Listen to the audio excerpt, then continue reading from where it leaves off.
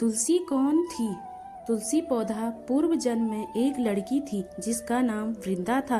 राक्षस कुल में उसका जन्म हुआ था। बचपन से ही भगवान विष्णु की भक्त थी। बड़े ही प्रेम से भगवान की सेवा पूजा किया करती थी। जब वह बड़ी हुई तो उनका विवाह राक्षस कुल में दानवराज जलंधर से हो गया।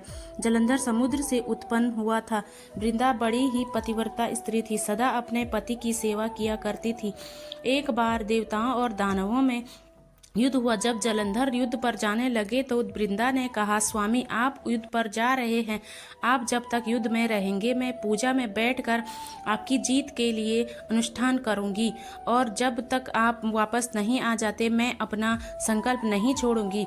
जलंधर तो युद्ध में चले गए और वृंदा व्रत का संकल्प लेकर पूजा में बैठ गई। उनके व्रत के प्रभाव से देवता भी जलंधर को ना जीत सके।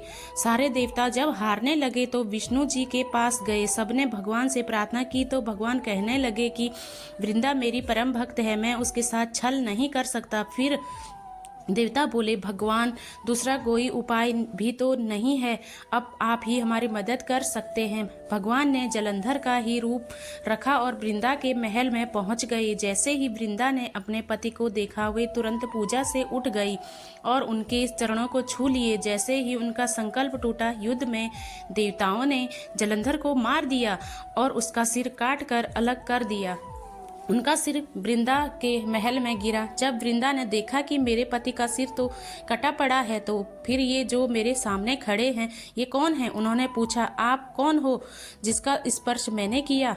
तब भगवान अपने रूप में आ गए पर वे कुछ ना बोल सके। वृंदा सारी बात समझ गई। उन्होंने भगवान को श्राप दे दिया, आप पत्थर के हो जाओ, और भगवान तुरंत पत्थर के हो गए। सभी देवता हाहाकार करने लगे, लक्ष्मी जी रोने लगे और प्रार्थना करने लगे। अब वृंदा जी ने भगवान को वापस वैसा ही कर दिया और अपने पति का सिर लेकर वैसे ही हो गई। उनकी राख से एक पौधा निकला। तब भगवान विष्णु जी ने कहा, आज से इनका नाम तुलसी है और मेरा एक रूप इस पत्थर के रूप में रहेगा, जिसे शालिग्राम के नाम से तुलसी जी के साथ ही पूजा जाएगा, और मैं बिना तुलसी जी के भोग स्वीकार नहीं करूंगा।